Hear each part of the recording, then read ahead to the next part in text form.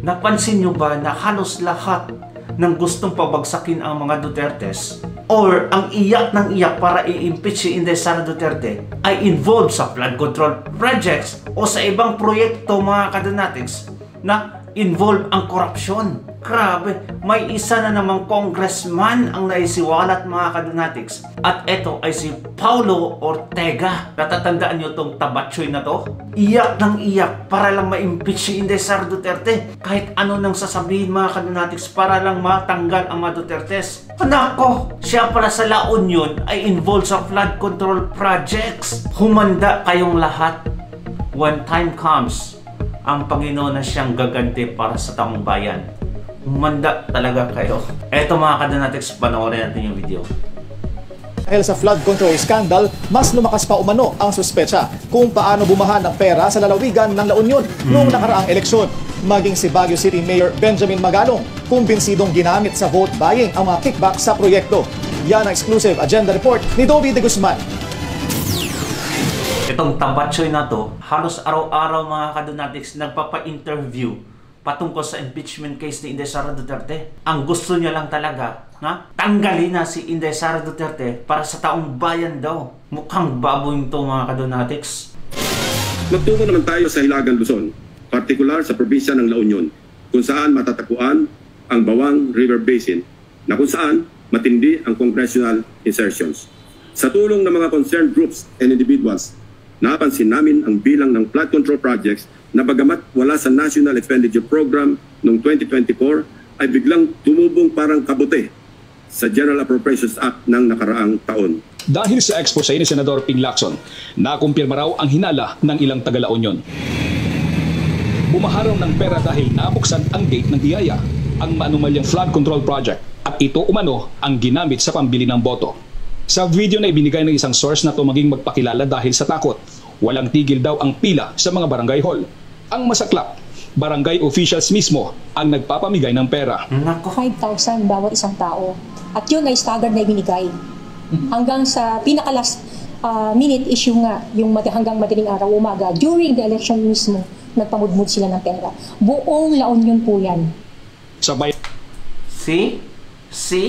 It will come a time, mga kadonatics, na mananagot tong mga kumag na to. We just have to wait for it because our prayers are stronger than their corrupt mentality, mga kadonatics. Ayan ang pugo. 3 ang inaresto dahil sa umano'y vote buying.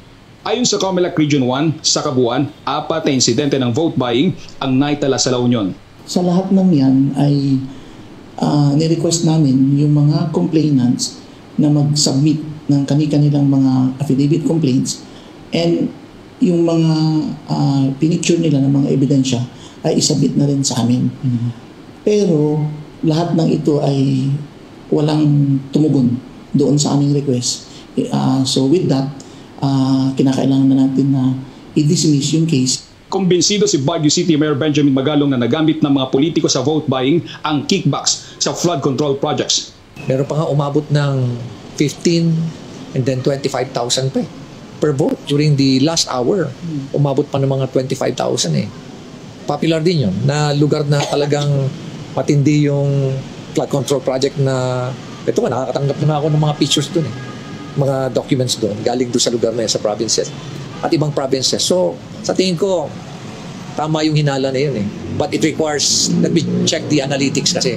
And kailangan din na magkaroon din tayo ng intelligence, gather intelligence para malaman natin, para to substantiate yung ganong hinala. Ayon pa kay Senator Lacson, 20 hanggang 25% ang nakukuhang kickback ng mga politiko mula sa substandard at guni-guning flood control projects. Ilan sa mga proyekto sa La Union ay nasira dahil sa bagyong Emong. Nagpadala ang BNC ng mensahe sa Facebook page ni La Union 1st District Representative Paulo Ortega at 2nd District Congressman Dante Garcia para sila ay mahingian ng komento tungkol sa issue, pero hindi pa sila sumasagot. Actually, sumagot na sila, mga kadonatics. Maya-maya lang panonoorin natin yung sagot ni Paulo Ortega, mga kadonatics. Itong balbo na to, mga kadonatics. Nakakagalit talaga yung mga statements niya against kay Inday Sara Duterte. Kaysa daw, corrupt daw talaga. 125 million, biruin nyo. Halos magkamatay na sila mga kadonatics para lang tanggalin si Inday Sara sa pwesto. God forbid, they would be struck to... Ay, nako, huwag na lang natin sabihin yung word mga kadonatics. I remember, kung nagbabasa kayo ng Biblia, sa Acts mga kadonatics, Acts, New Testament, Ananias and Sapphira, they were struck to death mga kadonatics dahil lang sa korupsyon. Kinorap nila. Kung walang death penalty sa Pilipinas, I hope na ang Panginoon na ang humusga sa kanila instantly. At ito yung sagot ni Baboy mga kadonatics. May mga naiinggit lang daw sa kanila. Kaya ginanito daw yung Kongreso, ginanito daw yung pagkataon niya. Eto. Kahapon na lang kasi parang ang daming nakikriticize sa House ngayon. Parang may mga mayors, may mga from within the House, mga colleagues niya sir, na parang sinisita yung House regarding the 2025 budget, saka yung in-call out for overflood control. Different issues sir. Anong sa tingin niyo dun? Bakit ganyan yung nangyayari? Well, ayoko namang sabihin na political lang kasi nasa mundo tayo ng politika. Normal na yun. Masasabi rin natin na gusto nila ng totoong institutional reforms. Sino pa namang may ayaw ng innovation sa reforms, di ba? Pero minsan, kailangan din natin isipin na marami pong pinanggagalingan yan. Either kontrapelo o naiinggit. So, I leave it at that. Pero sabi ko nga, ang plano po natin, kung mag-move forward na tayo, is talagang kailangan ma-solidify yung mga reforms natin. At syempre, masatisfy din po natin yung publiko. Sir, can you expound more yung sa inggit? Paano, saan banda naiinggit? Naiinggit sa House dahil nag-perform ng maayos? Or... Ako, doon ko tinitingnan eh. Baka may naiinggit dahil we're outperforming some people. Outperforming some people, mga kadonatics. May nagawa pala tong tsunggong tong, babong to. Ay, nako. Forming, o kaya baka meron lang mga tao na sadyang gustong pabagsakin yung House of Representatives. Does it concern sir yung mga parang recent surveys ang taas ng trust rating ng House? Doon ba yung naiisip mo sir? Well, sabi ko nga nung sinagot ko yan yung tungkol sa survey. Mataas man yan o bababa, gagamitin mong tool yan para masigurado natin na yung performance natin sa mga susunod na buwan, yung performance natin sa mga susunod na taon, ginagamit mo yon para mag-institute ka ng reforms. Which is yun na nga ang ginagawa pa natin ngayon. Pastilan. Ay, nako, kaloko. At yung sa flood control talaga sa La Union, mga kadonatics, ito yung sagot niya. 1 day ago. Okay. May music. Tanggalin na lang natin yung music. Basahin natin.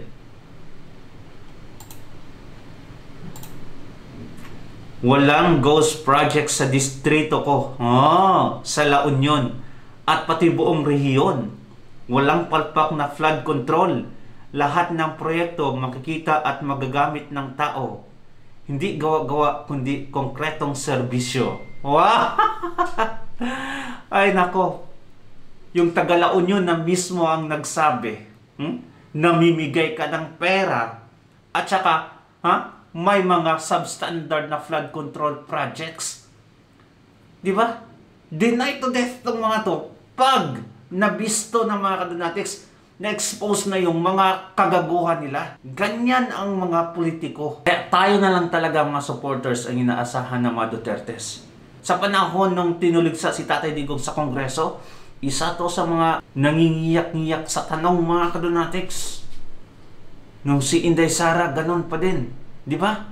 Anyway mga kadonatics, comment down below your opinion. We will read it. And God bless you mga kadonatics. Ingat palagi. Bye-bye.